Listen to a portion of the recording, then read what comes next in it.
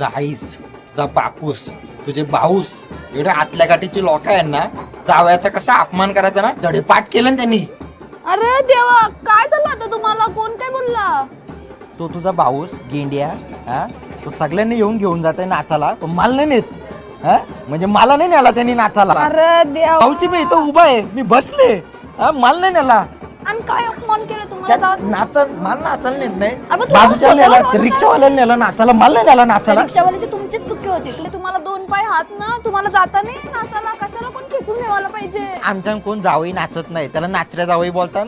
आमच्यान डायरेक्ट येतात मेवणे जावयाला घेऊन जातात नाचाला. एवढा मानपान कोण देईल तुम्हाला? थांबा, त्याला बोलवतोय. बोलू का नको आता? बोलो. तो दिसव नाही मला आता. ऐ